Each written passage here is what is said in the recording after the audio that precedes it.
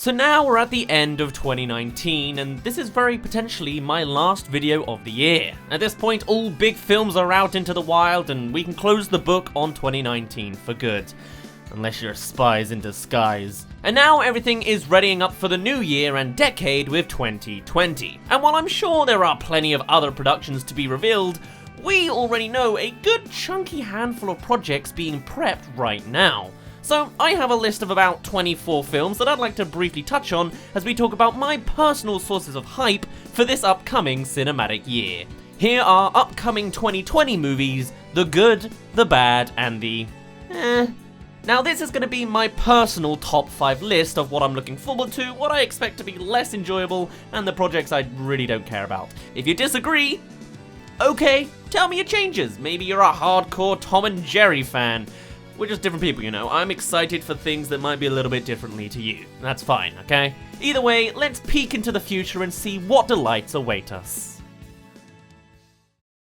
Number 5, the good, Monster Hunter. Holy cow, this is being made? I know video game adaptations aren't all too new, but the fact that this is happening with Monster Hunter somehow kind of hypes me up. Just looking at the visual design of how the game works out, seeing that in live action could actually be pretty rad, especially with modern technology as well. According to the very brief description we actually have, it sounds like it's actually going to play a bit like an isekai, people actually being transported to the world, which is interesting enough. But also, it releases on September 4th, which just so happens to be my birthday. I'll be 24. Oh god. Either way, it's quite a nice gift, and I'm very much looking forward to it. The bad, the New Mutants.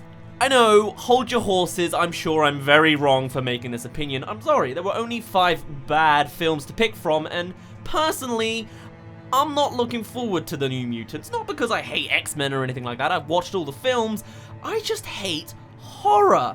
And this film is very much genred to be a horror film. They even did reshoots to make it more horrifying. I got scared of Shaun of the Dead. I don't want to watch this, and I probably will have to make a review on it, but oh, I ain't looking forward to this film. Plus it seems to be going through all sorts of development hell, so we'll see how that turns out. And the Sponge on the Run, coming out on May 22nd.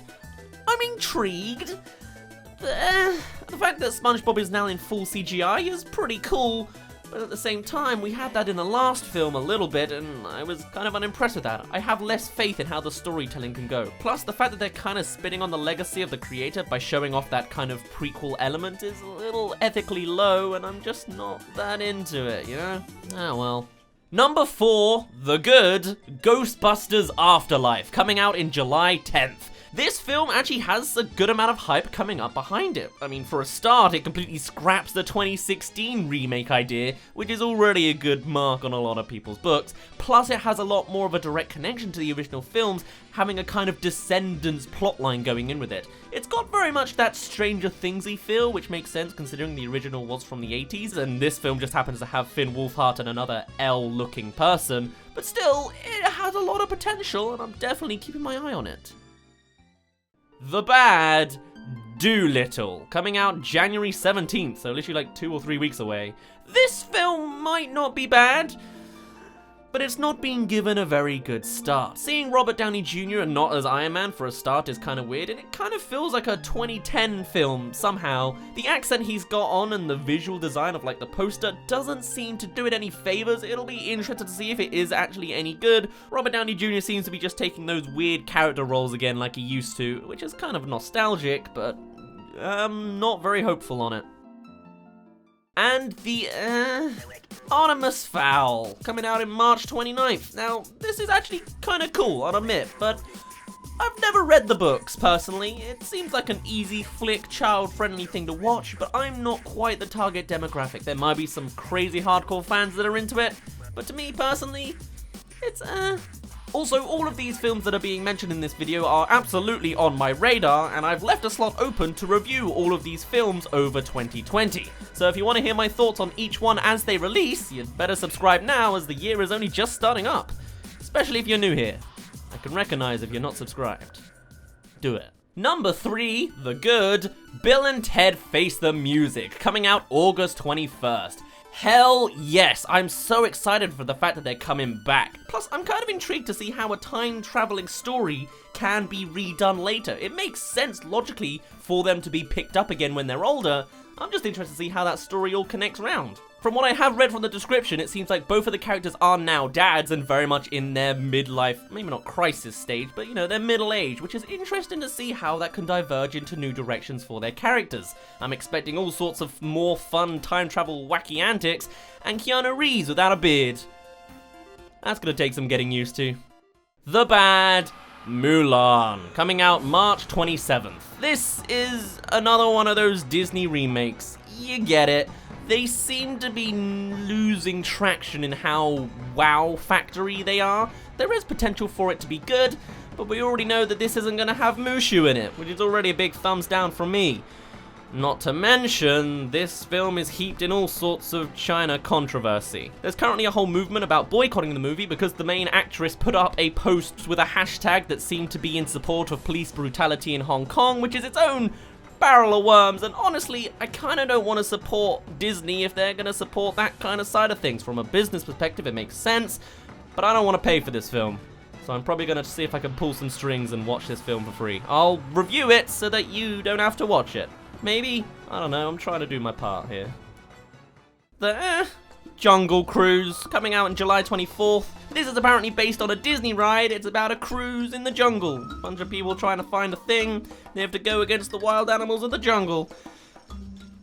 Okay, it's just, you know, The Rock and a jungle is the perfect combo that they're just doing again. Yeah. Moving on to number 2, for the good we have Sonic the Hedgehog, coming out February 14th, a wonderful Valentine gift.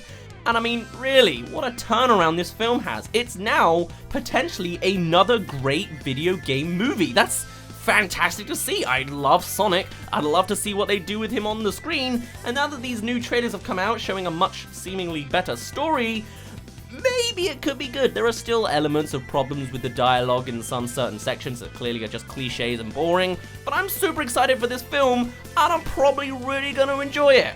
I just hope I can make a video without being swarmed in overexposure. The reason I didn't do a video on the new trailer is because everyone was doing it, so I did Scoob. Gotta break out the norm, you know? We'll see. The Bad Like a Boss, coming out January 10th. Oh my goodness, that's close. I'm clearly not the demographic for this film. I mean, it's very clearly that kind of female, funny... I don't even know about that. This is your generic dirty girl comedy film. Is that a genre? It's very much just sexual humor, female humor, funny, dumb, stupid humor, you know?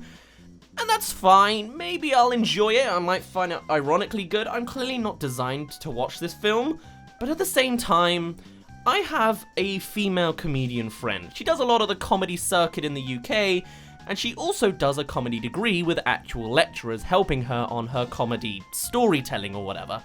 And one of the main things that they seem to tell her is this really sad thing that she doesn't make sexual jokes, right? She tries to be funny like a normal human being. But these lecturers will turn around and say, why don't you make these jokes about your body? Why don't you make sexual jokes because you're female and that's what you do? And that really grinds me the wrong way, you know? Probably poor choice of words there, but seeing more sexual humor plus girls doesn't make me laugh any differently. If anything, it makes me sad because it's almost like this is the only direction they can do to feel validated. I may be going on my own random social justice warrior tangent, but I'm not interested in this film. I probably won't enjoy it, and honestly, just leaves a bad taste in my mouth. Again, could have changed the wording on that, but... And the Kingsman, coming out September 18th. I love Kingsman, right? I super am into the directorial ways that the action sequences are done, but it's getting oversaturated. Sure, there's only been 2 films, but there's all sorts of other ones that have been said to be going forwards. Maybe the lore will be interesting in this, taking us back to the very beginning. Maybe this could be interesting, but I'm getting tired of it. The sequel already kind of slowed me down on the hype for the series, and this one, it doesn't grip me as much. I'm not that into my war films, you know? For now, it's just an eh. I'm hoping that it will exceed my expectations, but we'll see.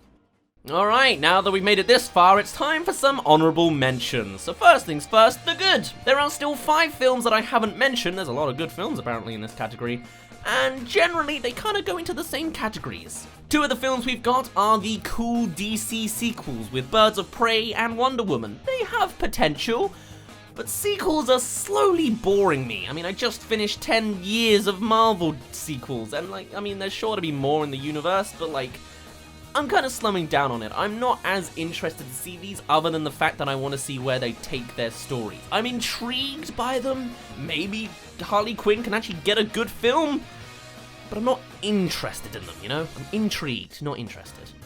Then there's the Pixar originals, Onward and Soul, and again, they could be really good. I was very surprised when Coco came out, but both cast doubt over me for different reasons, and I'm just not as hyped up for them as I maybe could be. And Godzilla vs. Kong, well, that's probably just a great monster flick. I hope I can shut off my brain and just enjoy the action, but the other 5 films that actually got onto the list simply overtook it. But I'm excited for this film. It's a solid, good thumbs up, not really any negative points. As for the bad, there aren't any.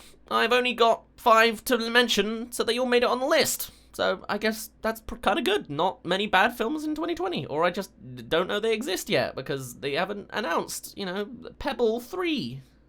Why would I haven't even, whatever. So the first things first, we've got Tom and Jerry. They're getting a whole new movie. I liked one of the old ones where they like started talking. I don't remember any of the details of that, but there's probably been many other movies since then.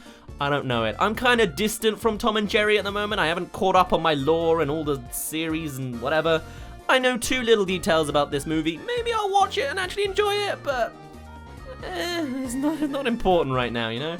Otherwise, everything else that's in this list are IPs that I'm just simply not interested in. This might be a little bit against the norm, but like Black Widow? I'm sorry, I'm not that interested. The fact that we're going backwards in the MCU anyway is kind of a little jarring for me. It's cool that she gets her own movie, but I'm not particularly interested in seeing it, you know? Maybe if we... I don't know. Maybe if it was before Endgame, I'd be a little more into it, but oh well. Same thing with The Eternals. It kind of has, to me, Guardians of the Galaxy syndrome. I'm not crazy on Guardians of the Galaxy. I'm sorry, I can understand that it's a good film, but it doesn't get me going like everyone else, and I know nothing about The Eternals yet, so I'm not hyped up for it. I'm sure when the marketing comes in and when I actually watch it, I'll love it. Right now, it's an eh. It's at this point I had to do some extra editing on this video because this next slot that I'm going to talk about was originally going to take the #1 slot, but actually it turns out it comes out in 2021, so I'm just a big old idiot. So instead I'm going to plop it in here at the honourable mentions. Fantastic Beast. I don't even actually know what the title is. Put it up on screen. I just wrote Fantastic. I don't care. Comes out November 12th. Is anyone interested in this? We loved Harry Potter. Even without knowing the extra context of what's going on right now, Fantastic Beast is just not as good as Harry Potter. We lost faith in the second film. It's probably not going to be too much better for the third. And J.K. Rowling's legacy is currently falling apart around her. I mean, it's probably just temporary controversy that by the time the film comes out, it doesn't matter. But even still, people have lost interest in this, and I myself am included in that. I don't care. I'm sorry, Fantastic Beasts, but it's one big from me. But with 21 films out of the way, it's now time for the #1 slot for all 3 of these categories. First things first, the good is Scoob, coming out May 15th, and dude, this is so cool. It's, for a start, completely fresh to see Scoob in a new CGI format, which hasn't been done before, and it's just interesting to see, as much as people don't like Shaggy's new voice, but I'll get over it. But also, the thing that I'm particularly interested in is the fact that it's a Hanna-Barbera cinematic universe. If you haven't picked up on this, you've absolutely got to watch my video on it, because seriously, this is going to have Dick Dastardly in it, and I just want to see that in its all CGI goodness. I am so hyped for this film, and it's just a simple family-friendly Scooby-Doo movie, but God am I excited. As for the bad, we have the inevitable disaster that nobody can avoid, Minions: Rise of Gru. I don't even think it has a 2 in the title. This comes out July 3rd, and yikes. It's just disappointingly successful all around, like most of the world. Prepare for stupid jokes, stupid characters, and I don't want to say stupid people laughing at it, but I mean, people laugh at it. When I saw, like, when the trailers came up before Star Wars, also the trailer came up before Star Wars, why would you do this to me? People laughed. And finally, for our number one slot for, we have Uncharted, which conceptually I love. It's another cool video game adaptation, but I'm not a fan of the franchise. I don't play many PlayStation games, and Uncharted really was not one I was interested in. I'd much rather Lara Croft or, I don't know, anything else. It was a bit too samey, I guess, for me. I don't know, that's its own barrel of problems. I'll watch it, I'll enjoy it, but I'm not that crazy on the characters. It's an from me. And with that, we complete our little list. 2020 has a lot of running potential. Many of the could be pretty great, and there's little bad films going around. And sometimes, even then, the bad films are pretty enjoyable. I mean, I enjoyed last weekend, didn't I? 2020 could very well be a fantastic year for us. I personally have all sorts of plans to upgrade my content for the next year. I'm gonna try and upload one more video this year covering Spies in Disguise on Monday, but I'm also performing in Bristol with a sketch group I'm a part of over the weekend. So in case this is my last video of the year, I just wanted to say thank you for joining me for at least these last 4 months this year, if not way beyond that. And I hope you look forward to the year of Dazz. That's what I'm gonna try and make it be anyway. I've certainly got some big movements going on in the background. For now though, my name's been Dazz, you didn't really care, and I'll see you in a bit.